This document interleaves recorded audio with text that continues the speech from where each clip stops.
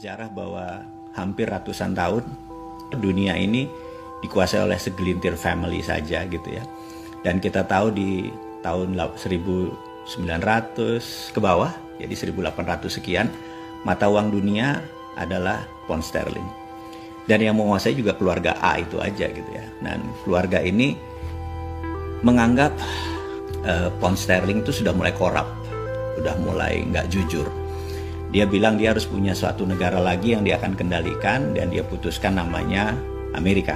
Sehingga di tahun 1910 mereka memutuskan mengajukan ke Kongres, kebetulan Partai Demokrat dan Republik yang menjadi Kongres terbanyak, untuk mengusulkan dolar untuk menjadi world currency. Tapi banyak yang nggak setuju karena mereka masih agennya British atau England atau Inggris.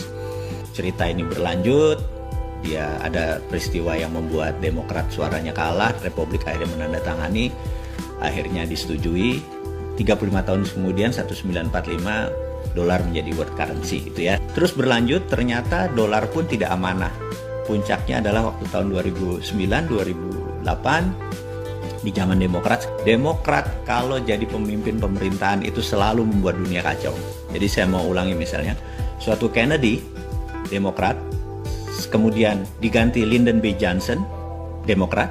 Pak Karno tidak nurut, Pak Karno selesai. Kemudian Pak Harto tahun 98 selesai karena nggak nurut Amerika, presidennya Clinton adalah Demokrat. Kemudian Timur Timur lepas dari Indonesia waktu Pak Habibie, presidennya juga Demokrat. Kemudian tahun 2008-2009 Obama menyetak duit billion dolar, itu pun Demokrat. Jadi kalau Demokrat jadi, perangnya bukan di permukaan, tapi perangnya shadow, perangnya intelijen gitu ya. Jadi mereka punya economic hitman yang nyerang Venezuela, mereka punya economic hitman yang nyerang ASEAN di tahun 97 gitu ya. Saya akan cerita panjang tentang Demokrat, kenapa yang saya bilang begitu. Biden jadi, national threat di Indonesia besar sekali. Di tahun 2009 ada hal yang menarik, sekelompok anak muda di Jepang itu yang namanya geng Satoshi itu tidak percaya lagi sama currency. Karena currency dunia yang dicetak oleh yuan, oleh yen Jepang, oleh rupiah, oleh dolar, itu mereka bisa nyetak suka-suka dengan versi mereka. Apalagi negara kuat, strong country ya, seperti Jerman, seperti Prancis, seperti Amerika. Mereka bisa suka-suka mereka mencetak uang, dan habis itu uang tersebut disalurkan ke negara berkembang untuk mengimbangi inflasi yang kalau uang itu berada di negara mereka. Yang menarik, anak muda itu menciptakan Bitcoin berbasis blockchain. Blockchain hanya ledger ya, hanya sistem ini. Nah, 2009 tersebut blockchain masih nobody, masih nggak ada apa-apanya.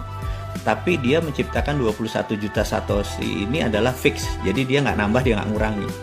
Karena sesuatu yang fix itu menjadi predictable, menjadi bisa menebak. Kalau underlying-nya dia cetak print, itu dunia realnya menjadi tidak bisa ketebak. Ini kehebatannya Bitcoin.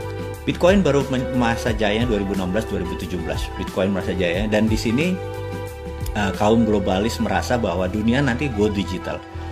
2030 itu mungkin 5G digital itu sudah 90%. Nah, mereka tahu bahwa currency nanti itu bukan currency fisik seperti negara punya, tapi currency-nya digital.